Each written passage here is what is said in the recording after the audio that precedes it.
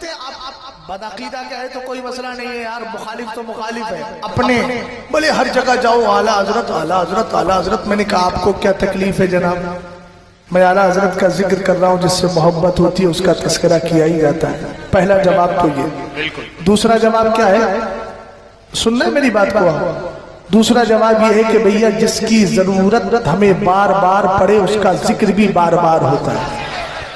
آپ کہیں گے مولانا کیسے ضرورت پڑ رہی ہے؟ میں نے کہا کس موضوع پر آپ آئے اسی موضوع کو اٹھائیں، پھر مجھ سے کہیں میں آپ کو لے کے چلتا ہوں اعلیٰ حضرت آپ کو کھڑے ملیں گے، آپ کی رہنمائی کریں گے، آپ کے عقیدوں کو بچائیں گے، آپ کے نظریے کو بچائیں گے۔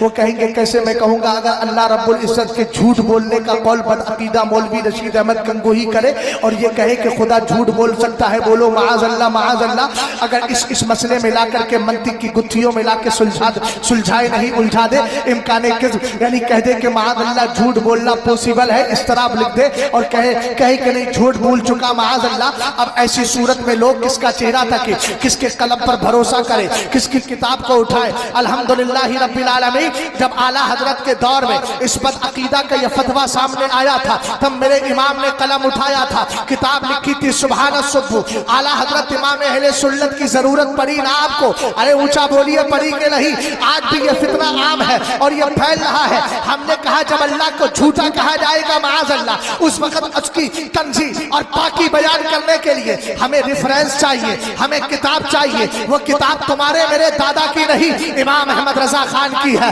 حضرت مفسر اعظم کے دادا کی ہے، تاج الشریعہ کے دادا کی ہے۔ اگر مصطفیٰ کریم کے افضل ہونے پر کہ نبی سارے نبیوں کے سردار ہے کہ نہیں، نبی سارے نبیوں میں افضل ہے کہ نہیں، اگر اس پر اعتراض ہوتا ہے تب بھی قلم اعلیٰ حضرت کا چلتا ہے اور کتاب لکھتے ہیں تجلی الیقین بأننا نبینا سید المرسلین، اور ایک شعر بھی کہہ دیتے ہیں خلق سے اولیاء، اولیاء سے رسول، اور رسولوں سے اعلیٰ ہمارا نبی۔ ہم نے کہا دیکھ اگر ضرورت پڑ رہی ہے وہاں بھی قلم اعلیٰ حضرت کا کام آ رہا ہے۔ اگر نبی کے آخری نبی ہونے پر کہ نبی سب سے آخری نبی ہے، اس پر تھانہ بابن اور دیوبند کے مولوی پگلا جائے اور یہ کہیں نہیں نبی کے بعد بھی، مولوی قاسم نانوتوی نے کتاب تحذیر الناس میں لکھ دیا اور یہ کہے کہ نہیں نبی کے بعد بھی کوئی نبی آ سکتا ہے، بولو معاذ اللہ معاذ اللہ۔ اس وقت قلم کس کا چل رہا ہے؟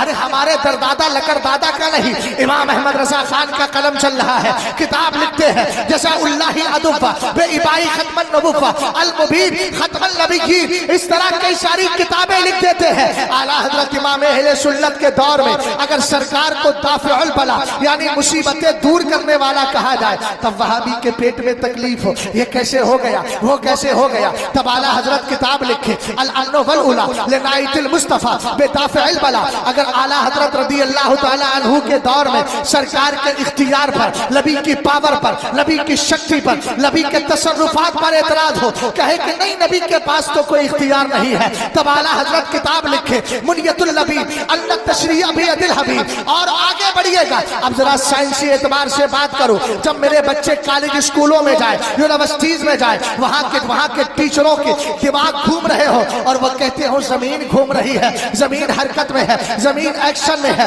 تب ایسی صورت میں عقیدہ بچانے کے لیے، نظریہ بچانے کے لیے امام احمد رضا خان کتاب لکھے فوز مبین در رد حرکت زمین نزول آیات فرقان بے سکون زمین و آسمان۔ اگر نبی کے میلاد کی تاریخ پر اعتراض ہو تب اعلیٰ حضرت کتاب لکھے لطف الہلال بعرق ولاد الحباب بعرق ولاد الحبیب والوصال۔ میں نے کہا ایک سمجھدار نے اعلیٰ حضرت کی 68 سالہ زندگی کو کون کیا، اس میں گھنٹے نکالے، پھر اعلیٰ حضرت کی کتابوں کے پیجز کو کون کیا، ان کو شمار کیا، پھر گھنٹوں میں ڈیوائیڈ کیا تو پتا چلا امام احمد رضا خان دنیا کا وہ رائٹر ہے جس نے اپنی قوم کو ہر 5 گھنٹے میں ایک کتاب لکھ کر کے عطا فرما دی ہے۔ اور جب اعلیٰ حضرت کی کتابوں کو ہم سنیوں نے دیکھا تو ہم نے بابا کے دہل یہ اعلان کر دیا اگلوں نے تو لکھا ہے بہت علم دین پر، جو کچھ ہے اس شہید میں وہ طلحہ رضا